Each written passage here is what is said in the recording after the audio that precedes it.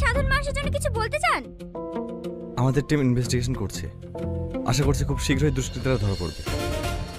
আমরা এই মুহূর্তে কথা বললাম ওসি রেহান মণ্ডলের সঙ্গে। কারা বাকি ওনার উপর হামলা চালিয়েছিল সেটা জানতে হলে চোখ রাখুন এবি 24 নিউজ।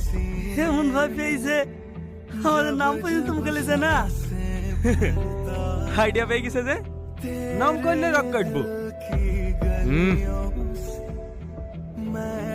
ওর চোখে আমি যে আগুন দেখেছি, এত সহজে পানি হওয়ার কথা না। নিশ্চয়ই এর পেছনে কোনো রাজনীতি আছে। ছোট, তুই সাবধানে থাকিস। আরে না, ও আমার একটা চুলও ছিটতে পারবে না, তুমি কোনো টেনশন করো না। দাদা 3বার কল করা হয়ে গেল। কে? এমপি।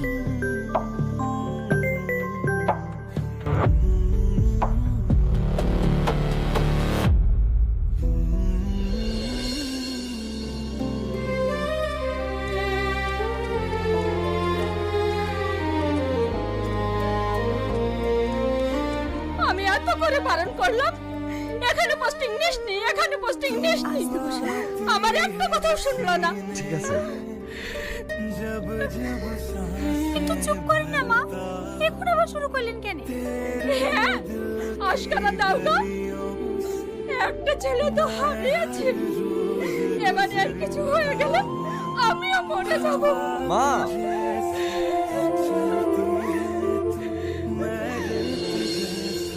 আসছে বুবু, এখন আবার যাবা কেন?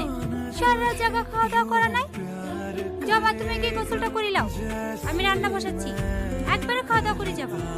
আমি আবার বিকালে আসবো বুবু, এখন আসছি। আসছি।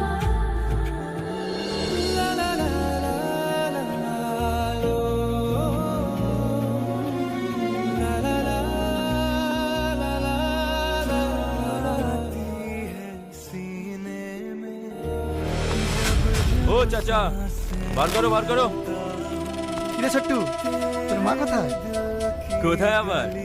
দাদার কাছে কিসে মনে হয়?